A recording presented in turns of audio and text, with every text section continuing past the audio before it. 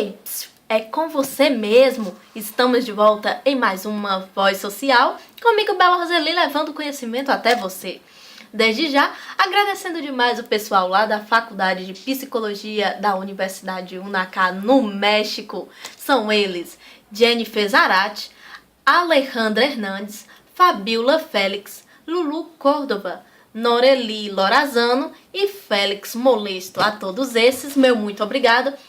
Um grande beijo, um abraço bem grande para cada um.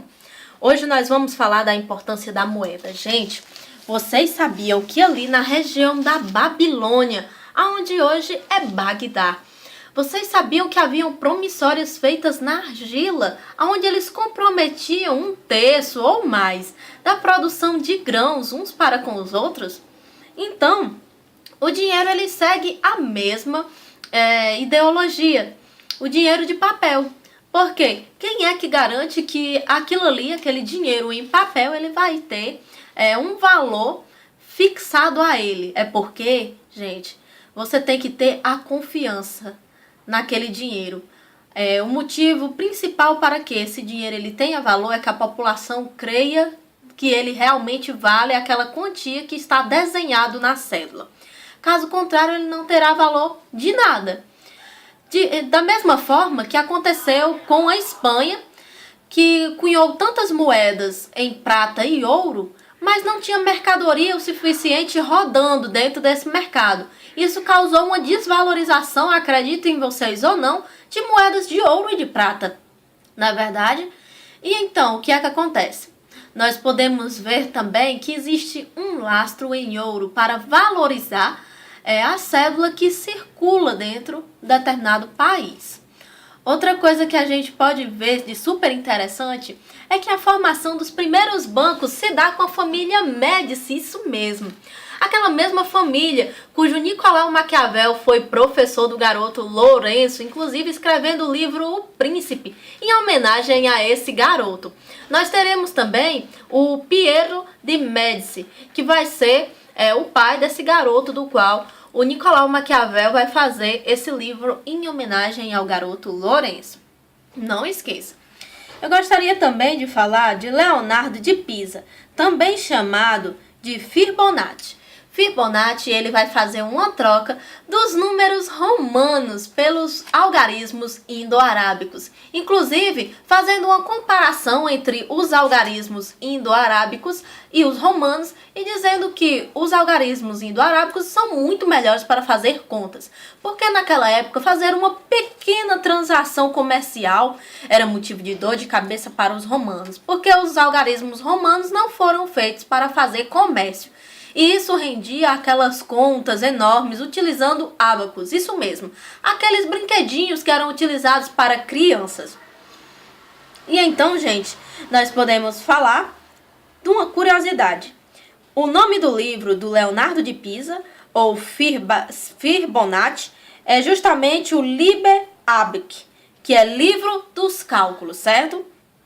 Eu posso aqui citar também um episódio interessante de William Shakespeare, que o nome do cobrador de impostos daquela época era Shylock.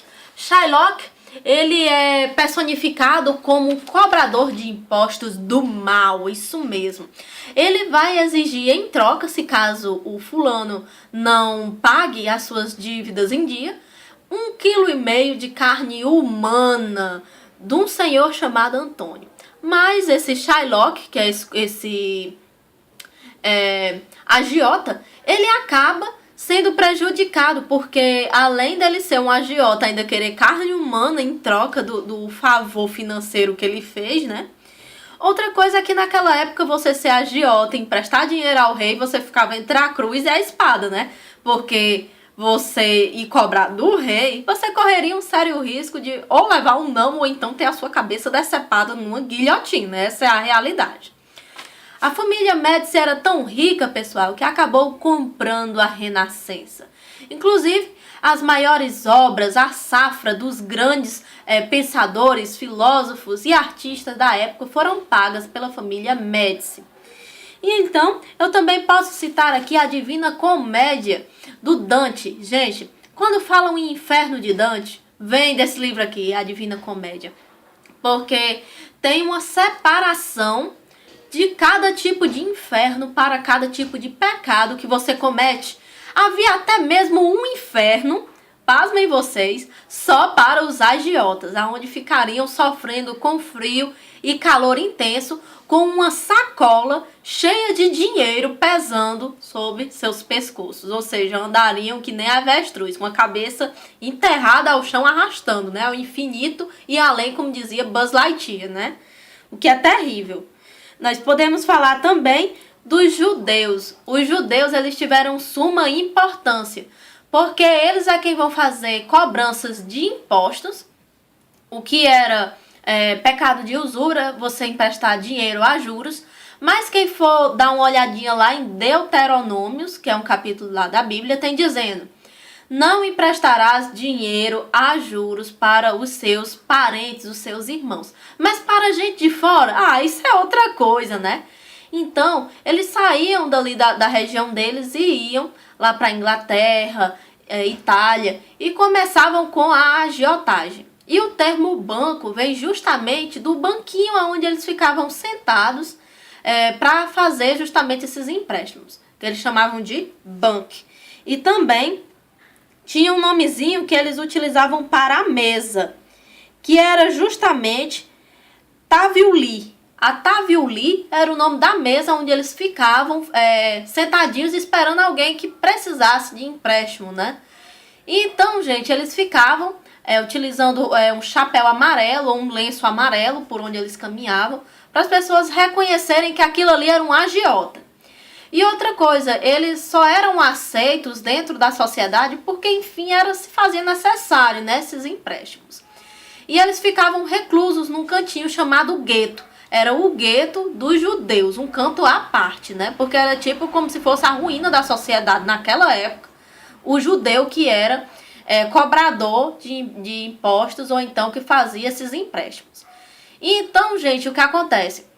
Com a entrada dos Médicis, inclusive muitos Médicis foram mortos porque faziam esse tipo de coisa, a agiotagem, é que a igreja começa a regularizar a questão da agiotagem, até o ponto de ser criado os primeiros bancos pelos Médicis. E então, para não serem mortos, eles fazem uma jogada de marketing, ao meu ver, que é justamente eles pegarem e transformarem o que era juros, que era pecado de usura, numa taxa, né, a quem está indo atrás dos serviços daquele empréstimo. E então a gente vê se repetindo, né, até mesmo no cartão de crédito que você tem em casa, que esses juros eles vão embutir em várias coisas, né, várias taxinhas ao consumidor. E então, gente, a partir daí, ser um agiota deixou de ser uma coisa feia, de ser um pecado, para ser uma coisa de nobres, uma coisa de futuro. E o grande marketing dos Médicis foi justamente distribuir esse risco entre vários bancos e também expandir os seus negócios, né? Para que se um devedor não pagasse, não tem problema, não iria levar o banco à falência, porque esse risco estaria muito bem distribuído, modéstia à parte, amém. E então, gente, com isso eu termino aqui falando da questão aqui do Brasil. Já aconteceu problemas aqui no Brasil com moeda, teve a República do Encilhamento, que foi justamente quando começou a República, que não sabiam exatamente como fazer esse dinheiro e produziram tanto, que as pessoas abriram empresas fantasmas e começaram a arrecadar esse dinheiro demais e não tinha nem lastro em ouro para valorizar esse dinheiro. Então o dinheiro se desvalorizou aqui no Brasil pela primeira vez por causa disso daí.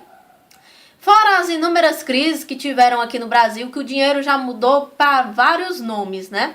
Conto de réis, cruzeiro, cruzado, cruzado novo, né? E depois o plano real, que é aquele que nós estamos até hoje. E também, pessoal, lá nos Estados Unidos é diferente? Não. Porque já teve inúmeras crises lá nos Estados Unidos. A começar, né, pelaquela crise lá de 1929, que foi a quebra, o crack da Bolsa de Valores de Nova York. A Wall Street ficou super abalada com aquela notícia, né? Depois disso, nós tivemos a grande crise de 2007. Isso aí foi só mais uma de várias crises cíclicas que o capitalismo ele apresenta. E com isso, pessoal, os Estados Unidos são campeões, né? Eu não sabia da modalidade que você poderia vender até o seu sangue. Pasmem vocês, lá nos Estados Unidos tem lugares onde você pode estar vendendo cada litro de sangue seu por $25, né? Ou seja, é preciso muita necessidade, meu Deus, para você vender um litro de sangue seu por $25.